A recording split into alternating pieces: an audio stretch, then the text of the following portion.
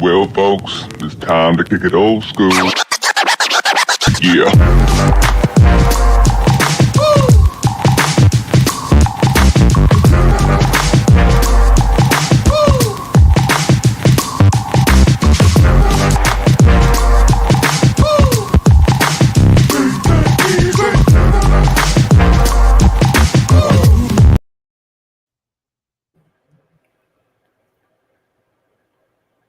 Let's do it. I was going to see who broke first. Okay. Do you ever think Bama gets on here and thinks maybe these guys will be professional this time, and then we ruin it? I don't think he ever thinks that. No, he's past that point. Yeah. Yeah, he's so used to us by now. What's up, man? You know you've officially arrived when there's no intro. We just bring you on. We're like, look, there's pretty much only one hurdle left to clear with Bama Beat. Alabama has to win a national title, and he will officially choose between HerbnRodg. So that is what we're doing. So, I was wondering if y'all still remember that. I always remember. I think I forgot when you first did it, and then you reminded me, and now that's always in my head. I'm like, we got to win a national title for that. So we'll send Deborah a thank you card just for that one. And you're coming on the next show. Where everybody will make their case. We've been doing these shows for 3 or 4 years now, so it's been a minute. It's been a minute. Yeah. Yes, sir. That means we need to win a natty ASAP. Yes, I know. It's just getting long. So, hello, everybody. HerbnRodg Podcast. It's not special guest. Family member, Bama Beat, on with us tonight. We're going to go through this, the new legislation about, the transfer portal windows. Yep. Then, we'll talk a little bit about the AP poll, go through Bama Beat's grades, and then we'll kind of take a look at what the rest of this schedule holds and what we think is going to happen. So let's as always, you guys, if y'all looked at our show notes, you would know that it's built in for a few minutes of talking to the crowd when we first start. So if you guys didn't show up, the show would just cancel. We'd have to cancel the show. So, well, Timothy, roll Tide, but I know you're a Georgia Bulldog, but Randy's crew has shown up really well. Randy will be on with Talking Bama on Sunday. Yeah. And then Rodg and I next Wednesday and prepare for the Bama game. So, and thank you to the guys that follow him over there. You guys always show up really well for the crossover programs. Oh, yeah. Appreciate y'all. It's not a show without Zach telling you National Banana Pie Day. All right. Thank you, Zach. I feel like Zach should have to supply some of these things. Yeah. Roll Tide, Jay, thank you again for getting us to the Wisconsin game. Man, we definitely appreciate you. Had a good time. Enrique comes in. Can't repeat what you said, but Enrique, good to see you. And Carol. So several of the Bulldogs are already in here. Roll Tide, Cat. Roll Tide, Cat. She's always trying to keep us on point. Where are we? Are we still need about 50 something to our next milestone of 600? I think like 47 away. I'd have to double check. Yeah, maybe a little more than that. Maybe 57. I don't know, but we'll get there. Wrestling Divas podcast, Roll Tide. Their second show was on yesterday. I watched it. Too. I watched it. So they're going on, having a good time. And this was my favorite.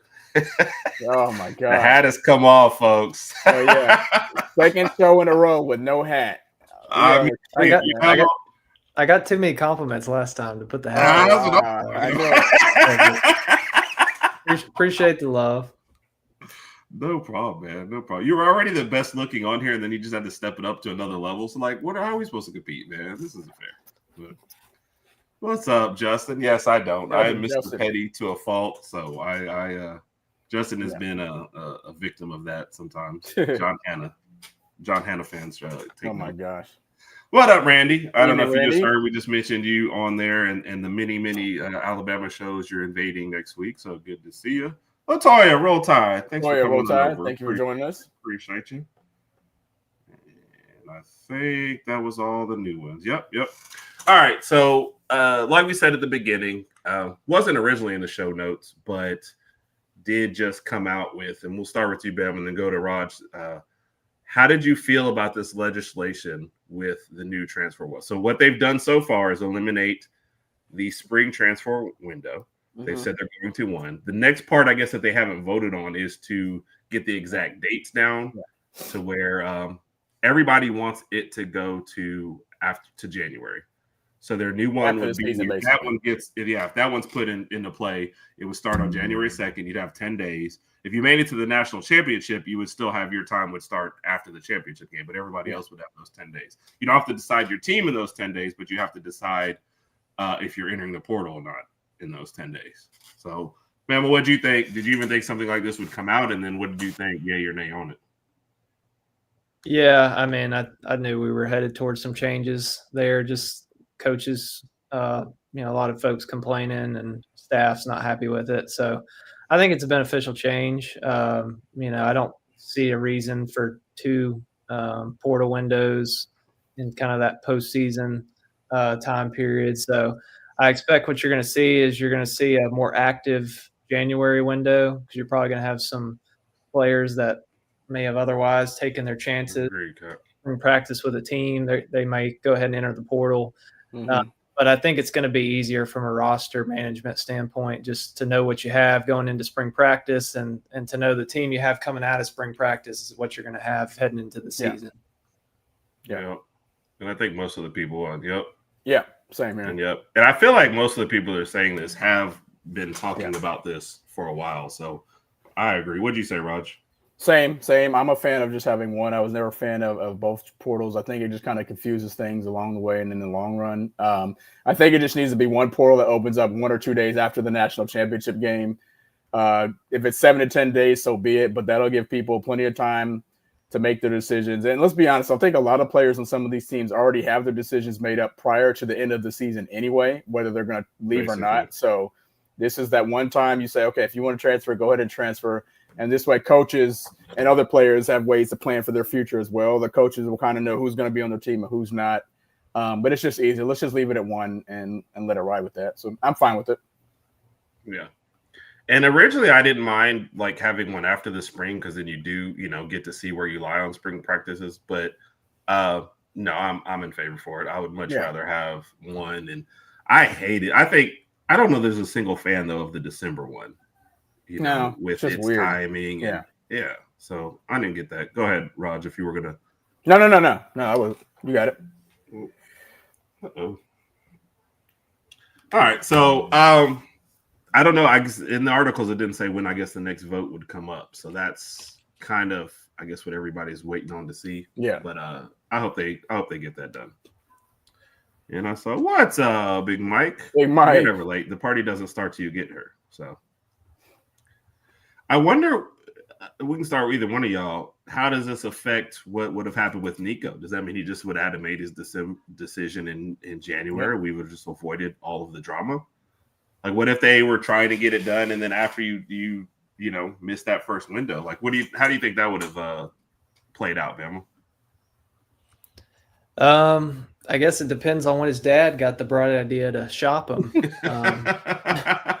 If it happened in January, then you probably would have just had the same storyline just earlier in the off season. But I think that would have allowed Tennessee to plan a little bit better. But I mean, the quarterback they ended up with, I think it's probably an upgrade over Nico. Yeah. So it's just, you never know how it's going to work out. Yeah. Yep. That was a funny one because we had the Tennessee guy on here earlier in the year, and he told us that he was excited about this guy. And I think we were all a little skeptical. And now that you see him on the field, you're like, oh, well, never mind. So, yeah, but you can get in the transfer window now, right? But you can't do anything till the end of the season, right? Nobody can pick him up in the middle of the season.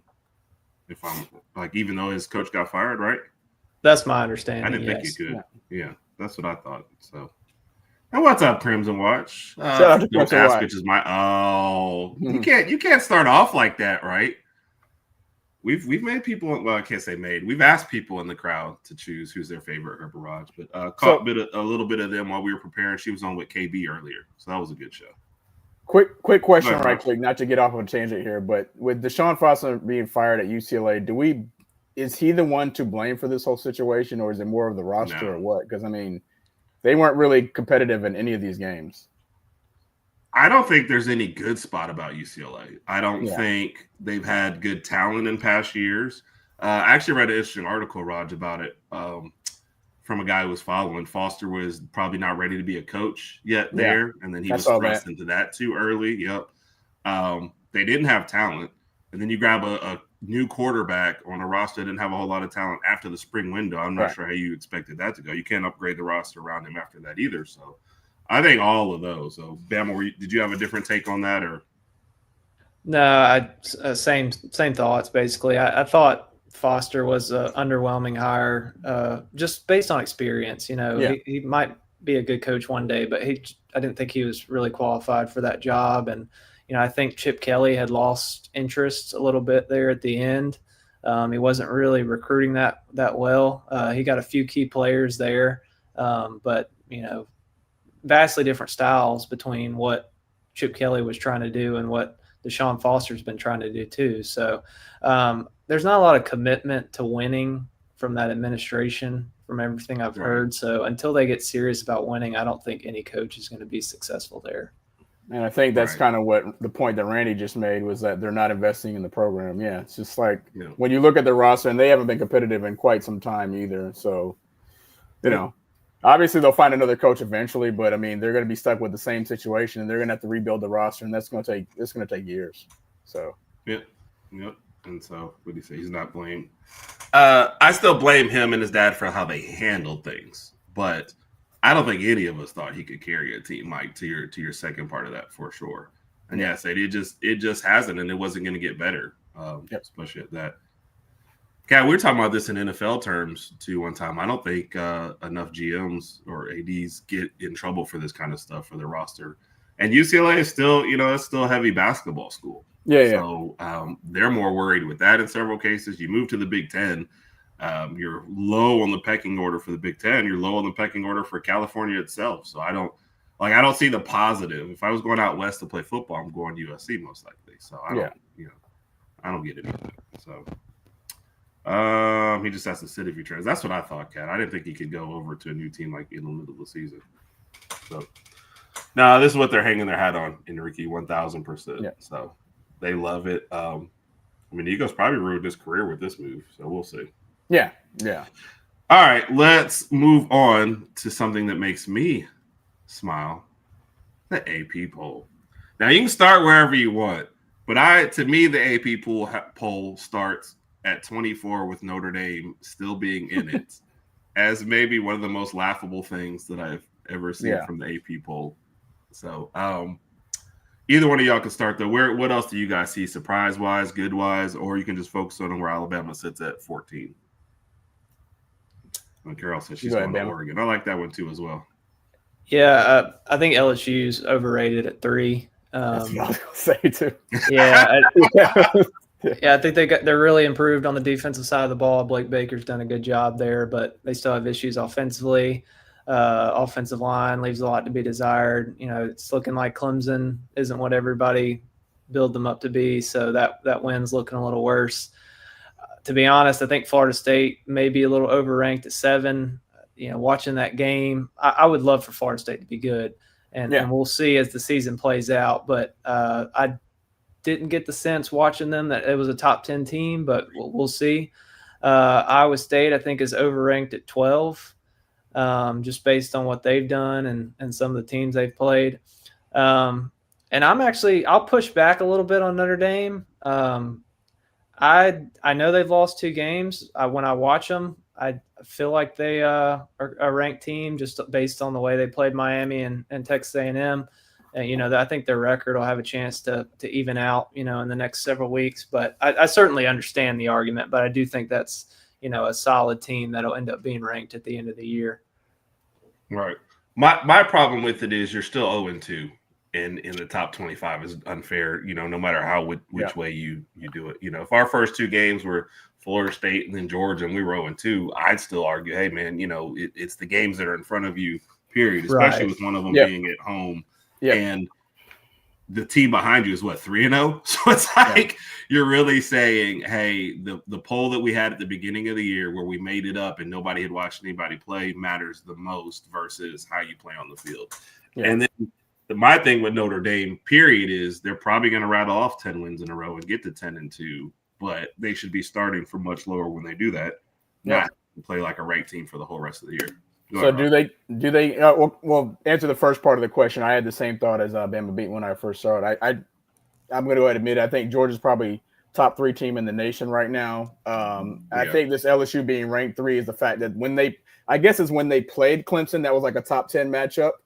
And then they beat Florida, and obviously we all thought the LSU-Florida game was going to be better. It wasn't really a very, very competitive game. It was DJ Lagway literally just threw that game away for the Florida Gators. So I'm guessing again. I guess LSU's rankings based on the fact that they played Clemson first week of the season, and that was like a top 10 matchup. So that I guess that gives them a good win. But again, we see how Clemson is now. They're not ranked. Dabo went on a little rant yesterday and basically said what he had to say.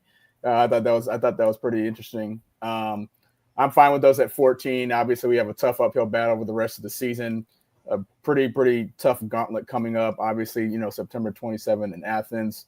Other than that, I'm okay. I am surprised at John Mateer and what he's doing with OU. I did not expect this from him. It's still early on, and obviously they have a tough matchup this Saturday with the other team in Alabama. But shout out to Sadie. Troy, or USA. But we'll see what Mateer can do, and that'll be UAB. Yeah. UAB. Yes. Yeah, UAB. Okay. But other than that, I'm fine. So I feel the same about the Notre Dame situation. They're defeated this year, still ranked. It's kind of interesting. Along the lines with Notre Dame, do you guys? And I asked this question. I think I put it on social media. Do you think that if they went out and ended up at 10-2, do they make the playoff? I think so. See, I don't. I get it, and I'm not I'd love to see Notre Dame miss out on the playoffs. I mean, I hate that they always get the benefit of the doubt, but they're going to get the benefit of the doubt. And they lost to two top 25 teams. I think Miami's a top 5 or top 10 team. Texas A&M's probably a top 15 team. So I think at the end of the year, when you got a bunch of 9-3 teams sitting there, and you got 10-2 Notre Dame with the benefit of the doubt that they typically get, and those 2 losses being to really good teams, I have a feeling they're going to get that old favoritism that they always have. So I hope it doesn't play out that way. I think they drop one more, they're probably out, but I think at 10-2 they're probably in. Yeah, and that's it. It's just like, and I get it, and I talked to somebody about scheduling. If you're going to start off with Miami and Texas A&M as but that's your, going to Arkansas. I mean, Arkansas seems feisty, but I don't think they're in that level. Boise State's not the same anymore. USC, I see they pop in at 25, but I feel like by that time, by October 18th, USC, I don't know where they'll be ranked, because USC, they usually start off good, but then somewhere midway through the season, they usually lose a couple of games. So Enrique thinks it's USC that has the best chance. That's why I don't like it. But I think I mean, they know what's ahead of them now. They got to go 10-2. They got to win every game from this point on. It's just, I don't want to see them lose to the 2 best teams and then go through the whole rest of the schedule, go 10-2 with a terrible schedule and then make it. But I think everybody's right. So Herb, this is why a 12-team playoff is too big, in my opinion, because that opens the door to teams like Notre Dame, Alabama last year. As much as it pains me to say it, Alabama was not a playoff-worthy team last year. They weren't, though. I don't think Notre Dame is this year. I mean, you've removed some importance on some of those bigger matchups, with the 12-team playoff. So I think 8 would be fine. Yeah. No, I agree with that. So let me see. Where else were you guys? Where else? But parody. And then she said parody, but we got you.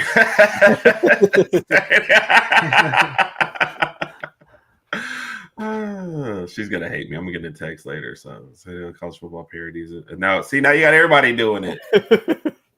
Dang it, ladies. LSU in the top 10. Yes, Ben, you should not be in the top 10. We hate you. Yeah. So, but we want you guys to keep winning. Just let us. And just to clarify, that's not based on accomplishments. That's based on how I feel when I watch them play.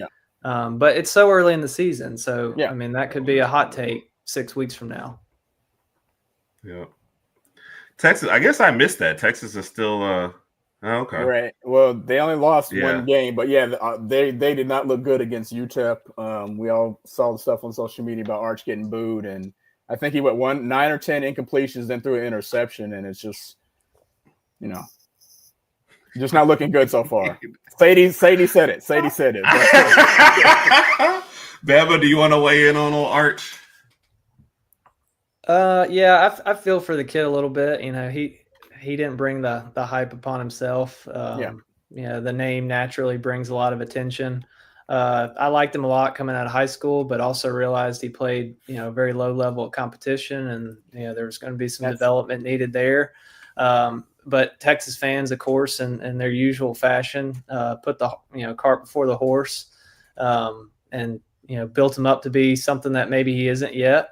But I think he has the potential to be really good. But I was watching another show, the next round. I don't know if you guys have ever tune into that show, but you were watching another show. You mean you watched something other than us? Wow. Go ahead with this betrayal. Can't win on here. No. Seriously, the next round is good. There's no winning. Yes, sir. You're right. And Joel Klatt was on, and Lance Taylor, this was prior to the Wisconsin game, said he'd take Ty Simpson over Arch Manning right now. And I didn't think it was an asinine take or outrageous or anything. And Joel Klatt kind of looked at him like he was, taking crazy pills. So I think a lot of people, fell into the Arch hype naturally, but I think he's still got a chance to be really good. But he needs playing time. He needs more reps. And he probably needs a little pressure off of him too. So yeah. And I'll say that's something you said in there. He definitely didn't ask for any of this. He was one of the most humble guys at SEC Media Days that you saw. He's just like, I just want to play. And, his representation came out and was like, we're going to be here 2 years. So he's not asking for it, but it's Texas. And you start off at number 1 and everybody's like, well, he's going to be great. And now you're kind of seeing like, this is why he didn't beat out Ewers the last couple years. Rodg's favorite Miami Dolphin. So you kind of get that. So my Dolphins. Enrique said, It's the situation he's coming into, Enrique. They expect more right now versus, you absolutely should give a quarterback his first year in the SEC like more time. But tanking for Ty Cat, given the Saints quarterback woes right now, you guys could certainly do worse. So I don't know. He's Cooper's son, not Peyton. Oh, Mike.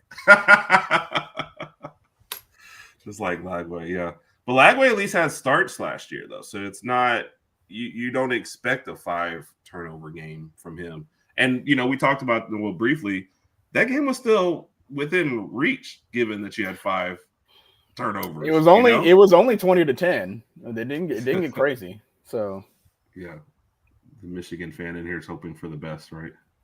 Yeah. I don't know that there's anything that he's done well. The man threw 10 incompletions and an interception and was getting booed by the home fans against Utah. Yeah. It doesn't get any better or get any worse than that, I don't think. So all right. Oh, and we did miss we had a new one in there. Keith, what's up, Keith? Roll Tide, man. Appreciate you stopping by. Appreciate you. And then I think Chris Camp. Or just switch to wide receiver what his dad was. Like I said, I feel bad for him. He didn't ask for this at all, but it's definitely tough on him. So, all right, Bama.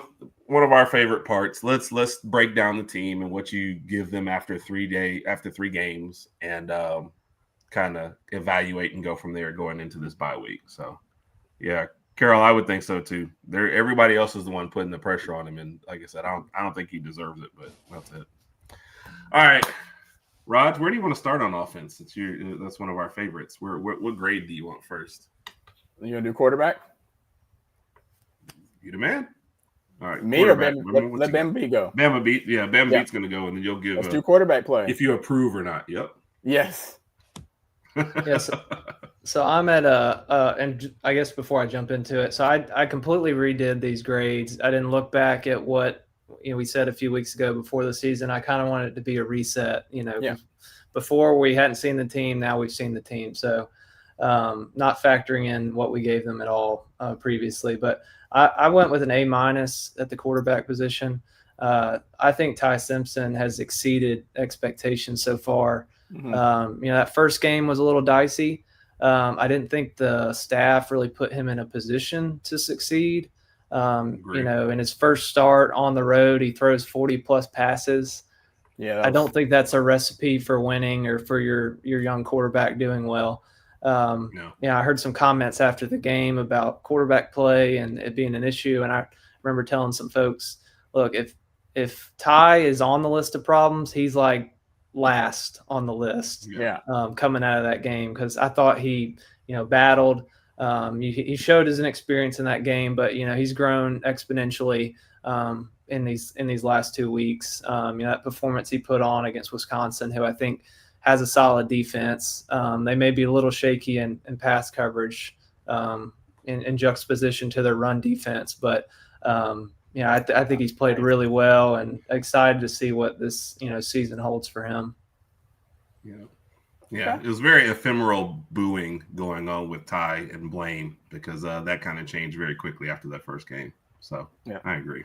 Go ahead, Roger. Do you have something you want to add, or you want to move on? No. I'm good. No, I would have given him an A- as well. I really, really like what I've seen from Ty over the past 2 games. Obviously, he looked good. Yep. Well, pretty much perfect through the ULM game, but some of the passes that he made in that Wisconsin game, that one where he took the hit, but he got that perfect. He placed a perfect pass to Ryan Williams on the left side. That was a nice pass. I'm just really, really impressed with his decision making as well. Not having any turnovers over your first 3 games, regardless of your competition, speaks volumes to your decision making and ball placement. And I think he's becoming a better passer on the run. And speaking of the run, he's using his legs to get the first down. I think he learned that mistake from the Tallahassee game. So pleased to see where Ty is. Pleased to see his progression. Excuse me. And I even told Herb after the ULM game, like, this is the Ty we're going to need to see as he progresses, especially when we go to Athens, because I think it's going to be that game is going to come down to what happens in his hands and him passing the ball and being able to move the ball vertically and attacking that Georgia secondary. But of course, we'll get into that at a later time. But A- is fine with me. I would even give him an A, but Ty is looking really, really good. One comment. I agree, Jay Baker. I didn't think it was bad defense on that Horton TD at all. I thought it was a great pass. Go ahead, Ben. Yeah. One comment to add to that. So when I watched Alabama's offense, against Wisconsin, the progressions that Ty is able to go through, the speed at which he gets through to the ball, the pocket presence, stepping up in the pocket, stepping into throws. When I watched the offense as a whole, that's what Washington's offense looked like to me. That was the first time since Kalen DeBoer's been here that I really felt like I was watching his offense from Washington. And I think that's encouraging because, like Rod said, I think, given where Alabama's run game is, I think Ty's going to have to play really well in Athens for Alabama to win the game. Yeah, I agree. Agreed. Yeah. And agree with this, Chris. I think we're going to touch on that next. No, I think great points, and I think he has been putting it in great spots. We mentioned the Horton one, that pass to Riley. I don't know how he decided that Riley, the running back, was going to be the person. I was like, when they're like Riley, I was like, no, that's not the running back. He just caught that. So it's definitely insane. And just to echo that first point, as all 3 of us were there, I don't think people understand that FSU environment. They said it was loud on TV. It was loud there. Third and fourth downs, you couldn't talk to anybody next to you. That was wild. Yeah. And if you had told me before the game Ty was going to throw 40 passes, I would have told you we were going to lose. So there was a lot of things that were going So Kat, we'll hold that one until I was looking at Kat's question too, and that's something I kind of want to know the answer to too. But that's a good question, Kat. Yeah, we'll break that one down at the end. All right, let's go to running backs next. Then this is going to be an interesting one to me. Yeah, so obviously we know Jam Miller has not played so far this year, so Alabama's missing its top back. They haven't gotten a lot of production from this position, but I tried to be fair. So I went with a B. I think some of the run game issues are offensive line related. There's just not a lot of work to work with there. At the same time, I think some of our backs could do a better job, especially some of the older guys with what they're given. I mean, really what salvages this position group, in my opinion, is Kevin Riley. What a surprise. Really liked what he did in the Florida State game, and I was happy to see the coaches let him build off of that. I think he's not too dissimilar from Jam, different styles, but what he can do in the run game, but he's a great pass catcher as well. Yeah. He's been really useful on those wheel routes out of the backfield. We've seen Jam Miller be useful in the same way. So I think you've got some good depth there, but I'd like to see a little bit more from Richard Young, Daniel Hill, Draylon Washington. Like, just to being honest, those guys haven't really impressed me when they've been in the game. So yeah. Fully acknowledging that the offensive line and running backs work hand in hand. You're just kind of going with a fairly average grade there for that group. Yeah. Yep. And I feel like that's fair. It's hard to tell what's going on sometimes, and I don't know how much of it is coaching. It's like you just mentioned Richard Young and Daniel Hill. Daniel Hill had like 3 snaps in the last game, and sometimes you don't really know what's going. See, yeah, this is something we were asking. I had to go back and look at his pitch count. And 3 snaps. So, Raj, do you have anything to add? You want to move to wide receiver? No, I'm fine with that too. I would love to see what the room looked like if Jam Miller started the season. I like his pass blocking and his versatility, and also him being able to catch in the backfield as well. So hopefully we'll get to see more of that in the Georgia game. But I mean, even a C+ for the running backs. I'm fine with that. Still some progressions that need to be made. So that brings us to the big dogs. What about the O-line? The line. Yeah, so this is another one. I think you could go a few different directions with it. I think they've actually been pretty good in pass protection. I think you've had some issues at the tackle spots. I think Proctor's still too heavy. He's just not quick enough against some of the speedier guys off the edge. Formby's been a little bit of an issue on the right side as well. I think Michael Carroll is going to probably start playing more and more there. I think he brings a little bit of a mean streak to that offensive line, which is needed. So I went with a B- just because I think the pass protection has been pretty good. Run blocking leaves a lot to be desired. I guess you could have gone C+ there if you're feeling harsh. Right guard has been a kind of a revolving door. I'd like to see them settle that. I feel like we're doing the same thing we did last year there with Roberts and Vandermark rotating in and out. I know Roberts has had some injury issues, but I think I've said it before. Vandermark, he's a solid player. He knows where to be, knows who to block, but there's some physical limitations there. I think he's probably close to his ceiling. And Brailsford's been fantastic, as he always has been. Dewberry's been solid. So I think you got a few positions on that line that you're still trying to nail down.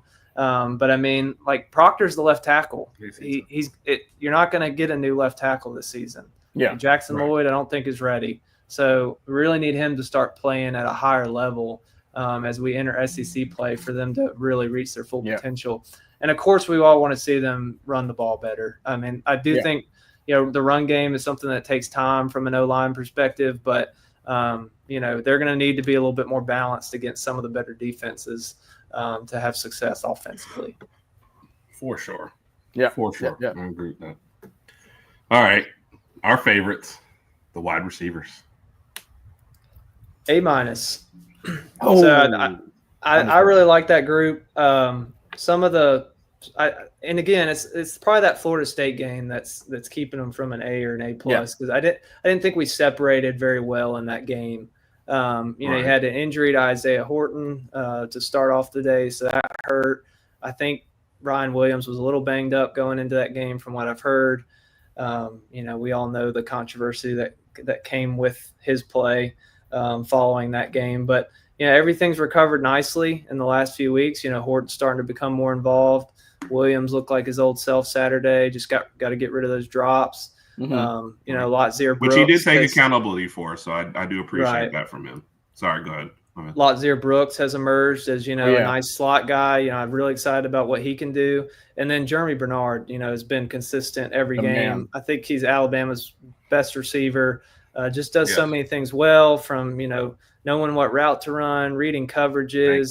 He's sharp. He's crisp. He shows up every Saturday. So honestly, he kind of got lost in the shuffle a little bit preseason. You got the new guy, Horton, and, of course, Ryan Williams, who everybody's always excited about. So just really happy to see Jeremy have the success he's had.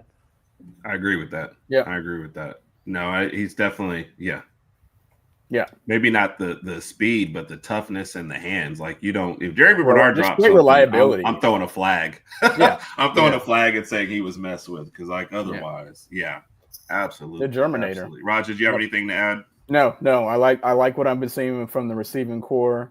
I really like what I'm seeing from Latsir Brooks. I love seeing him get some early playing time. He's got some really, really good hands. Obviously, had the one drop against Wisconsin last weekend, but we can clean that up. I feel like had he got that one, he had a lot of room to run on that one too. Yes. But it's all right. He's got a drop. Corner. Yeah. We still won 38-14, so I'm fine with that. Excited about the receiving core. Looking forward to seeing what they can do against Georgia secondary. Yep. Let me ask you guys this: game on the line, and you got to put only 3 wide receivers out just because of some alternate universe. Who are the 3? I want to know who's that third spot at the moment. You can tell me the first. I'm assuming you're always going Bernard and Hollywood. So who's getting the number 3 spot? Wow. You are? No, I'm saying Bernard and Hollywood, and then you want the third, right? Yeah. I said who's getting the third. I thought you said I am. I was like, oh. No. I was appointed to be a special teams advisor, a special teams coach. So, hey, I don't have anything to do with the offense, man. Sorry. Wow. Is that what you're It going always with? Comes back. Yes, it does. We might be the pettiest show. We are. I'm going to go with Brooks. I like Latsir Brooks. I think he's got some good hands on him, and I trust him to be my third. Not saying anything negative about Horton, but I like Latsir Brooks in there as number 3. Yeah, I think I go Horton personally. Just give you some size on the field. I think Jeremy can slide into that slot role. He played it a lot last year, so yeah, I don't think you can go wrong though.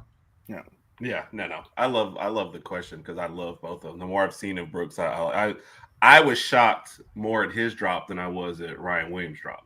And I was thinking, I've seen him make so many more tougher catches than that. So that was surprising to me. So, and we're going Grim. That's his new nickname, Ryan and Horton.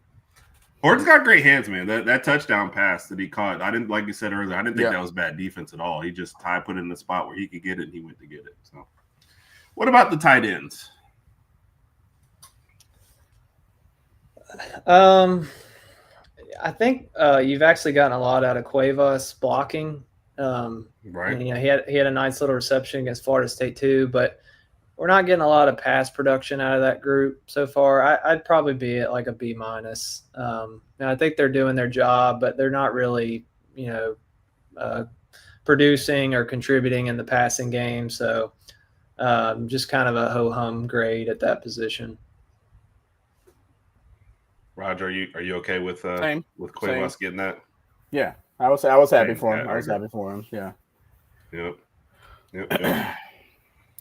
That, to me, it's always a hard group to judge because you're just never really, most of us aren't watching to see how they're blocking or not. We just know when a play blows up. We can tell you if they blocked badly, we can tell you, but we don't really watch the rest of it. And I will say this, Caleb Edwards, I really like what I've seen from him as a receiver. I think he's still learning all the nuances of playing the tight end position, but that guy's got big time potential, 6'5", 6'6", 250, 260 pounds. I mean, he's the type of tight end that can really change a game from a talent perspective. Yeah, I definitely like that. All right, let's go to the defensive side, the side we always skip because Rodg runs out of time. So let's go with the D-line to start. I mean, I'm the big brother. I blame the younger brother. That's just how life works. Okay. What we got for the D-line? So this is the harsher side of the ball, honestly, just from – I guess my general feeling on both sides of the ball right now is I feel like the offense is really coming into their own, and I'm confident in the leadership on that side of the ball, coaching and player-wise. I think the defense, we're still searching for some of that, and I think there's still a lot to prove. The D-line, I really didn't think they were good through the first 2 weeks. I thought they were really poor against Florida State. I thought they redeemed themselves a little bit on Saturday, did some good things. So I'm at a C+ for the defensive line. I think Tim Keenan being out has obviously hurt there in the middle. That was my question. And it's, been, added on to by the fact that Jeremiah Beeman was hurt, so that's your 2 top nose tackles going into the season, both hurt. London Simmons, I think, is showing some things, and I think it's really exciting that you got a true freshman that is, showing those signs early. Even got a sack on Saturday. I want to see some. I want to see some more consistency from some of the other guys, like LT Overton, James Smith. Agreed. They flash here and there, but it's just not on a regular down in and down out basis. So, consistency is the name of the game on the defensive line, and I just don't think we've seen that yet. But hopeful that they can start to build off of what they did on Saturday and make some strides there. I just want to see what they're going to look like when Tim Keenan comes back for this Athens game. Yeah, because we're definitely going to need him against this obstreperous crowd in Athens. So I'm looking forward to them. Looking forward to see how he gels with the rest of the guys, and hopefully they can do some good damage on the run as well. What's up, Brinsky, man? Shout out to Brinsky. Definitely have to catch up with you guys soon, but man, they always do a great job. These are guys you definitely need to check out. Good crew. And he was on there with us to start off the year too as well, so we appreciate it. And yet another vote. Shout out to Nick Beasley. What's up, Nick? Hope you're feeling better tonight. I think Bama Beat, when it comes to votes, Bama Beat will always be the deciding factor, but we won't know that until we're holding up that trophy. We got to win a natty. We got to wait. We got to win a natty. Keith had 2 good questions there. Keith, we'll add yours to the cat one and throw it in at the end of the grades. Okay. Linebackers. Yeah, so this is my most disappointing position group on the team. He's holding his hands together. Yeah. Let me ask this while you're giving this grade too. How much of your grade is just like what you see on the field, and how much of it is also brought down by expectations you had for these groups too as well?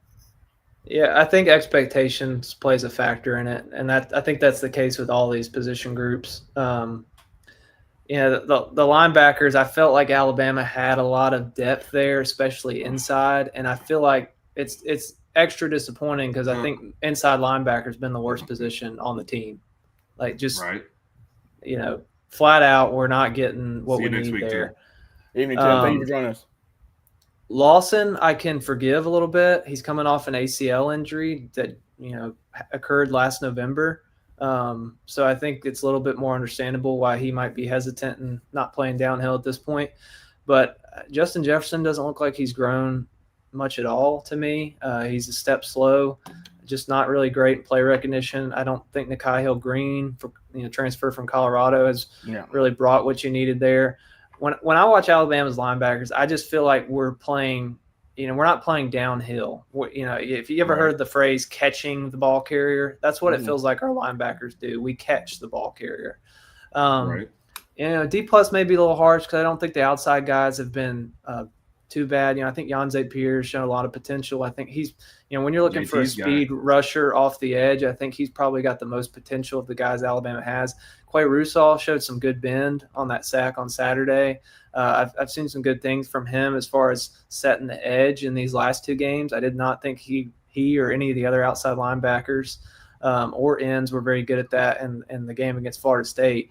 So I'm at a D plus right now, mainly because of the inside guys. What's the plus? The fact that we won 2 games, I guess. I'm trying to be understanding of Lawson's injury and the fact that we've had 2 good defensive performances, but I tweeted this on Saturday. I still see issues, especially at that second level against Wisconsin. They couldn't take advantage of it, but I still see issues that a team like Georgia, Tennessee, LSU, some of these better teams we're going to play, even Vandy, that they could take advantage of. So that position, I think, is a big concern for me as we head into the rest of the year. No, I joke, but I've always felt like your grades were fair. I don't feel like they've ever stretched one way or another. And you've got some, needs consent before tackling players. Yeah, which is disappointing given the role that he played last year for sure. So, Keith, we're trying, but the grades got to be the grades, man. The grades got to be honest, man. Got to be honest. Yes, sir. All right. What about the defensive backs? I'm sorry, Rodg. Did you have anything on linebackers? No, I'm good. I'm good right now. I'm fine with that grade. Yeah, we're good. Okay. A- on the defensive backs. I think they've been pretty good. I think it shows in Alabama's past statistics or past defense statistics. Not a lot of production. You did have a couple busts.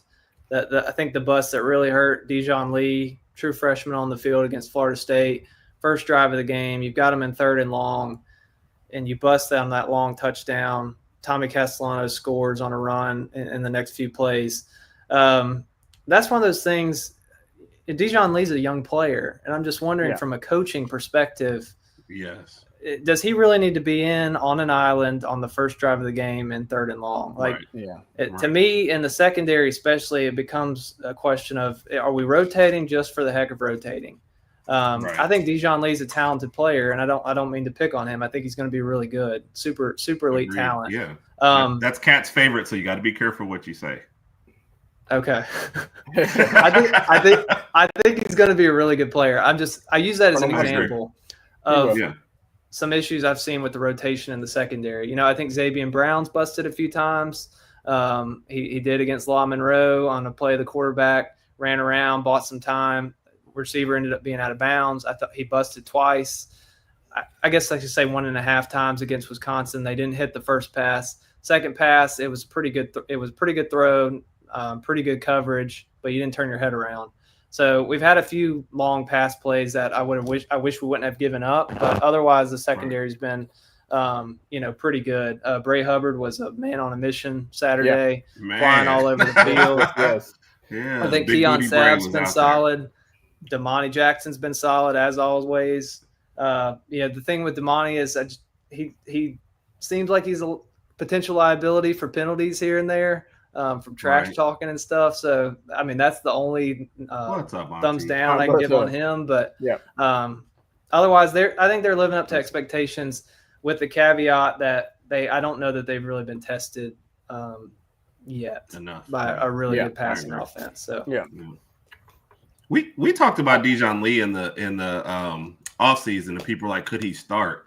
And one of the points I think we made on this show and others, there's just no way he should start at Florida State. I said I wouldn't start him on the road for his first game like that. No, let him break in. So when he gave up that play, I was like, why? Bring him into the ULM game, or if we're beating Florida State by like 20 points or something, bring him in then. But not on there while Squirrel White's just fighting over there on the island. Don't do that. Don't do that to him. Yeah.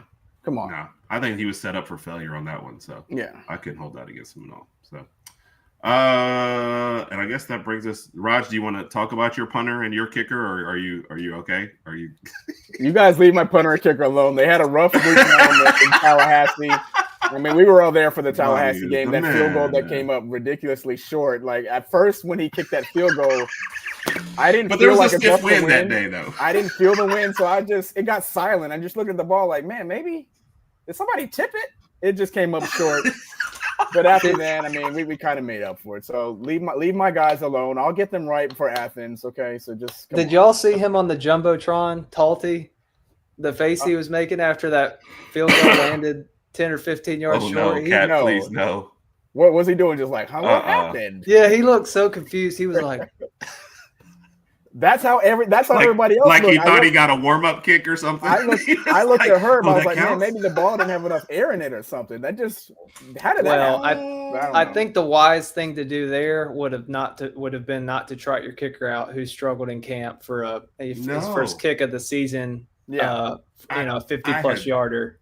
Just not a good decision. Chance of that one going on. No, that was that was bad. Let's go through a couple of what people said while you were doing the grades. They've been hiding some run stuff until Georgia and Jam Miller. I like this question because Bama Beat, I was telling Herb, it says, like, why does it seem like a lot of our run plays are just run the ball straight up the middle? We don't really use a lot of sweeps or anything like that. So, to Cat's point, I agree, and we just kind of wanted to get your insight on that too. So, yeah, I'd love to think so. I think if they're hiding, we're hoping. I think if they're hiding anything, it's probably some wider runs. I think Alabama had some success last year attacking Georgia on the edges, especially early in that game. It was part of why they were able to jump out to that big lead, which makes sense because I think if you're going to run on Georgia, you're probably going to do best to to run wide and get out on the edge, because running into the teeth of that defense is pretty tough. So, I can see that. I don't know that there's going to be some magical awakening in the run game with Jam Miller returning against Georgia. Right. I think Jam's a good player, but I haven't seen anything in the past that makes me magically think, we're going to run for 200 yards or anything. But I can see some edge stuff being hidden until Georgia, just to try to take advantage of some of the things they do defensively. Right. I like Great. that. Agreed. And we're all praying, I think, too, that there is just some hidden stuff. Yeah. I think that's really what we're living on hope.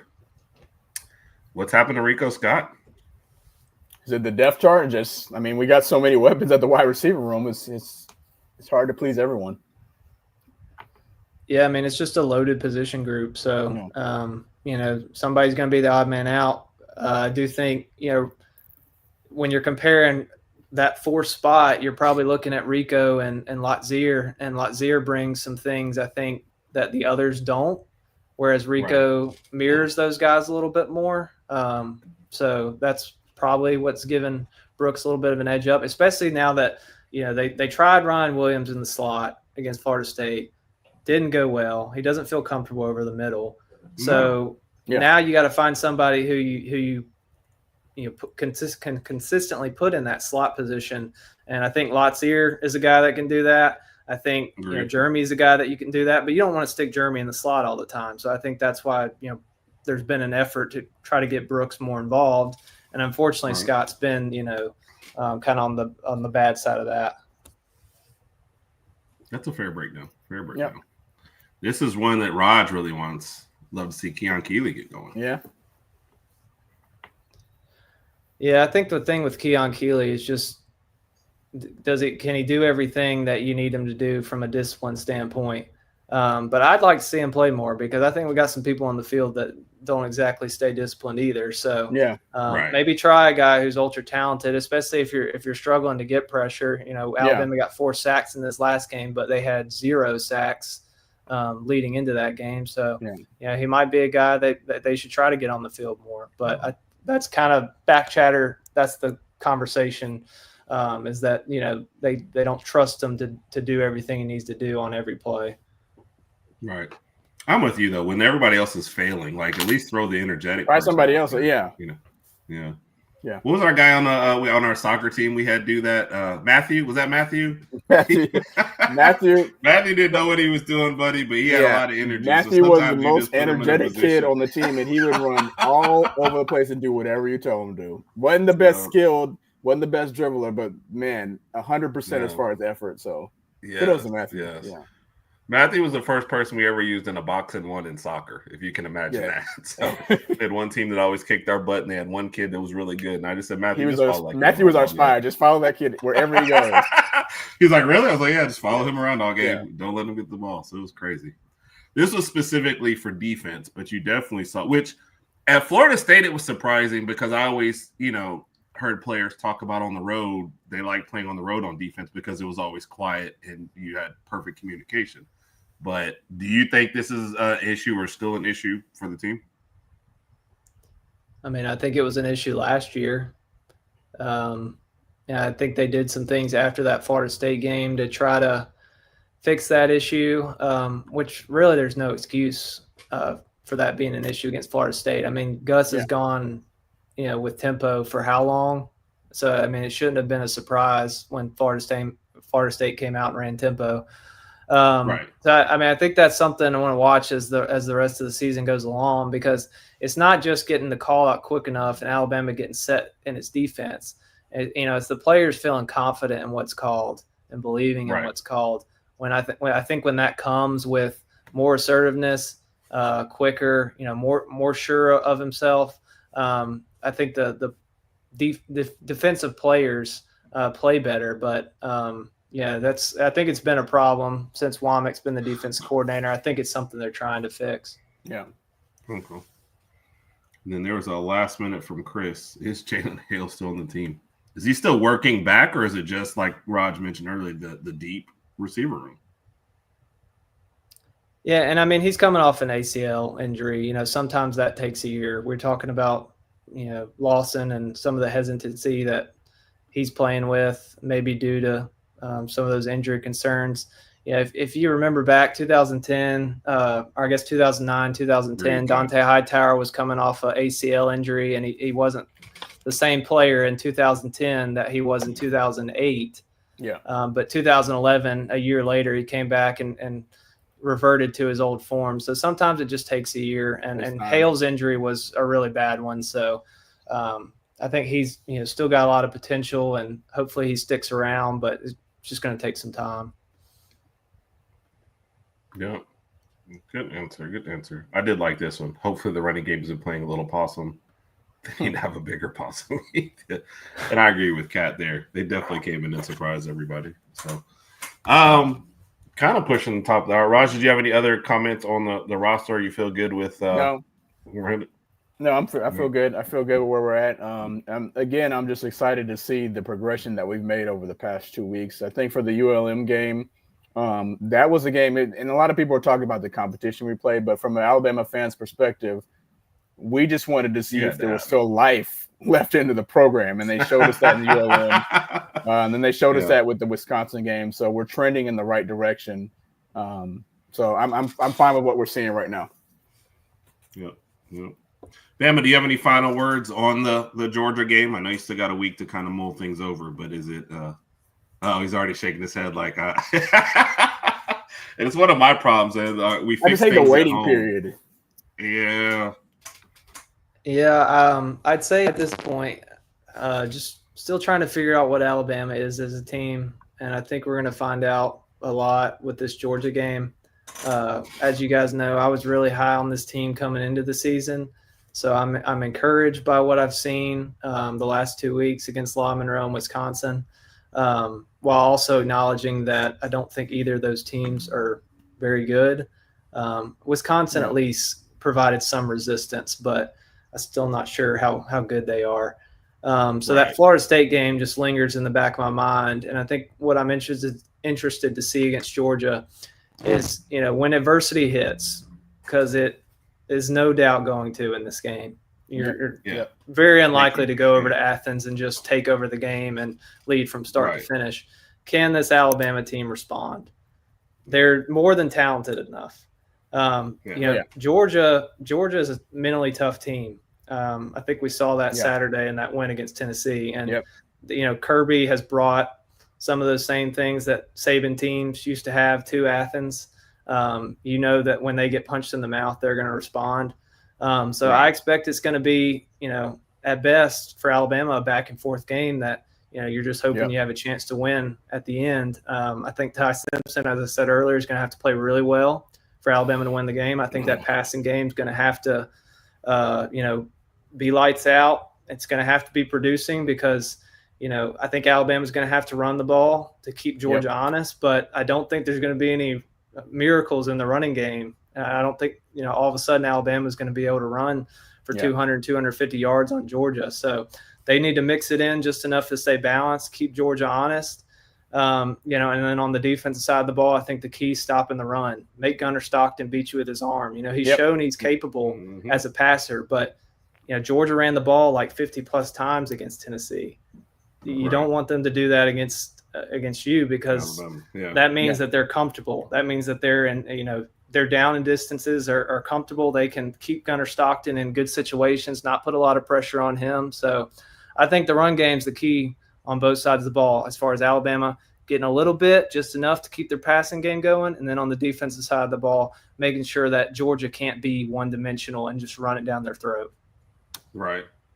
Which is the scariest thing you might have told me. Hey, we might need the running game. I'm like, oh, thanks.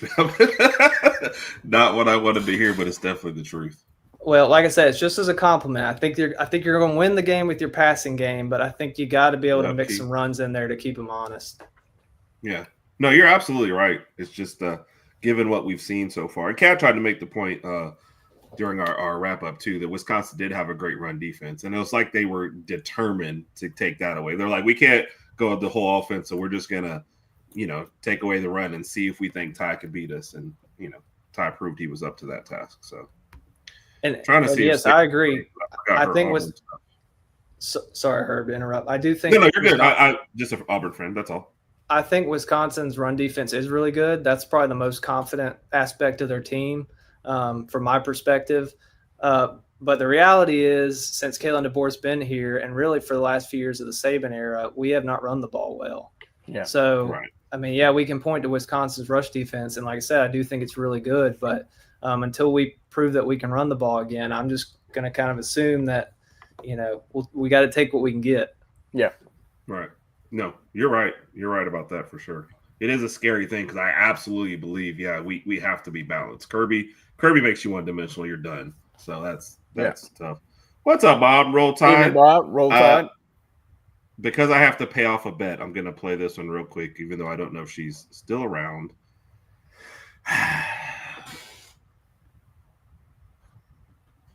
About the OU. Hey guys, just want to jump in and talk about Auburn. Last week we won. Saw the first half, missed the second half. I had to go to work. From what I saw with highlights and heard with different people talking, defense, same thing. Missed a lot of tackles. Played soft in some areas, and we got to clean that up. It's time for SEC play. So we're not going to win playing like we did last week.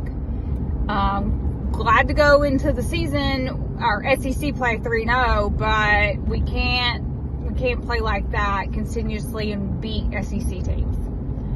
So I want to see a lot of changes with the defense this week. We can't keep playing the way we're playing. We got to play some zone, mix some things up. We got to look and see what we can do differently. A little nervous about Oklahoma. It is in Norman, so that makes me more nervous. If I could predict, I think it's going to be within 7 points. I think it'll be close, but anything can happen. Auburn never ceases to amaze me. But we'll see. Hopefully we can come out with a W. A lot's going to happen. Bama's off, so I know y'all get to breathe and relax before your big game against Georgia. So, I'm excited though. SEC play is coming full in effect. So let's go. All right, where are you going? Dreadful. Absolutely dreadful. Me paying off my bet every week. When she sent it to me, I texted her and I said, Sadie, you played South Alabama. This better be less than a minute. Right. What is going? You can't possibly have that much to say. Kat said, good night. Yep. I do miss the Najee. Najee was one of my favorites. Oh, yeah. We're trying. Bama, before I give you the question of death, do you have a quick pick on Auburn versus Oklahoma? Or are you just picking Oklahoma? Good man. Yeah, I think Oklahoma wins a close one. I will say Oklahoma's been pretty poor by their standards against the run. I lost. I pushed her in a pool, Kat. It's my penance with her dress on and everything. Oklahoma's been pretty poor against the run, so that would be my concern if I'm a Sooners fan, just because Auburn, I think what you want to do to stop them is make Jackson Arnold throw it. They should be very familiar with them, so I'm sure Venables understands that that's going to be the key to the game is just making him throw it and stopping the run game. But yeah, I got Oklahoma in a close one, just with it being at home, and I do think Mateer will make enough plays to allow them to pull away late.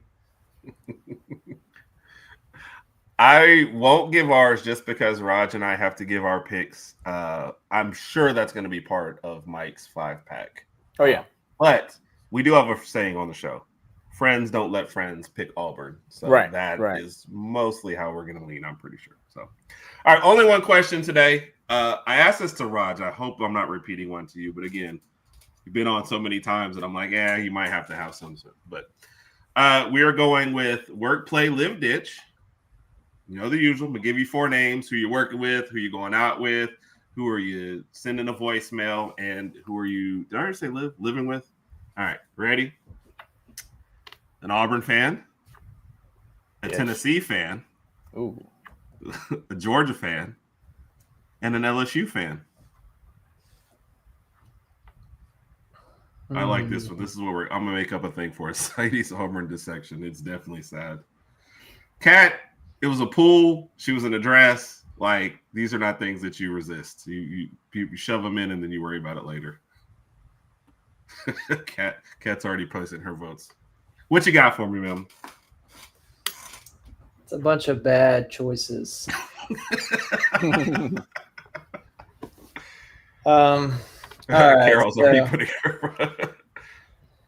So I'm gonna say play with the LSU fan because I've had There a good you time. go. Every time I've gone down to Baton Rouge, they're a fun group to hang out with. So can't go wrong there. I'm gonna work with the Auburn fan because I already do work with a bunch of Auburn fans, and I'm certainly not gonna live with them. That would be torturous. I'm gonna ditch the Tennessee fans. They're just a weird bunch. I just couldn't deal with Rocky Top, 24/7. And then I'll live with the UGA fans.